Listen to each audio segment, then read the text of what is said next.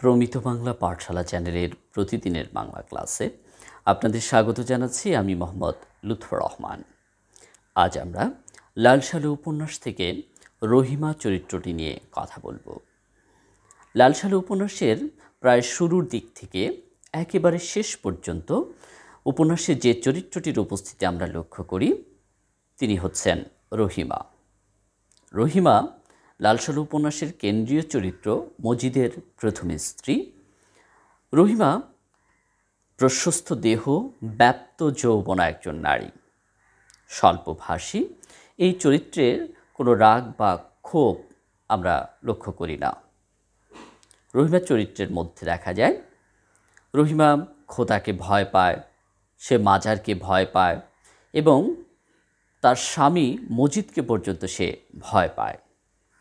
এরপরেও রহিমা চরিত্রের মধ্যে আমরা দেখতে পাই মানুষের প্রতি যে অকৃত্রিম ভালোবাসা, মায়া, মমতা, স্নেহ, সেটি কিন্তু রহিমা চরিত্রে রয়েছে। রহিমা চরিত্রের মধ্যে স্বামীর প্রতি ভালোবাসা বা স্বামীর কল্যাণ প্রত্যাশা, এটিও কিন্তু আমরা লক্ষ্য করি। যখন আমরা দেখি খালেক ব্যাপারীর স্ত্রী আমেনা বিবিকে শাস্তি দেওয়া হচ্ছে এবং তার করুণ পরিণতি হচ্ছে, এই অবস্থায় কিন্তু রহিমা স্বামীর কোনো কল্যাণ বা অকল্যাণ হয় কি না সেটি ভেবে কিন্তু তিনি কষ্ট পেয়েছেন এবং ভীত সন্ত্রস্ত হয়ে পড়েছেন। এই রহিমা চরিত্রের মধ্যে কিছুটা ঈর্ষা কাতরতাও যে নেই তা নয়। আমরা দেখি যখন হাসুনির মাকে মজিদ বেগুনি রঙের শাড়ি কিনে দেয়, তখন কিন্তু কিছুটা হলেও আমরা রহিমা চরিত্রের মধ্যে ঈর্ষা কাতরতা দেখতে পাই। অর্থাৎ রহিমা এই বিষয়টি খুব বেশি ভালোভাবে কিন্তু নিতে পারেননি।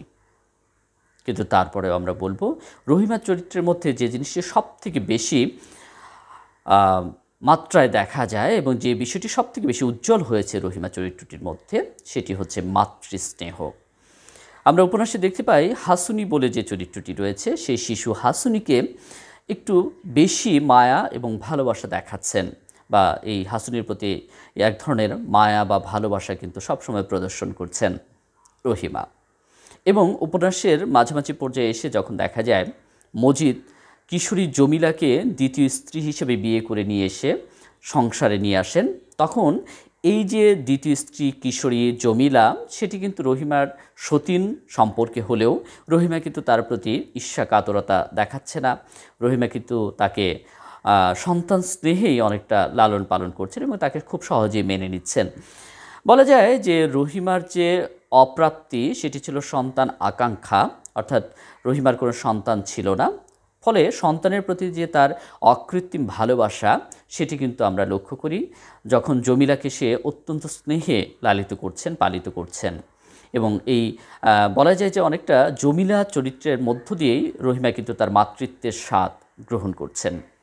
এবং এই বিষয়টি আরও বেশি প্রকট আকারে আমরা লক্ষ্য করি যখন দেখি উপন্যাসের প্রায় শেষ পর্যায়ে এসে জমিলা যখন মজিদের কথা শুনছে না, এমন এক পর্যায়ে মজিদ রাগান্বিত হয়ে জমিলাকে শাস্তি দেওয়ার উদ্দেশ্যে মাজারে বেঁধে রাখছেন সারা রাত।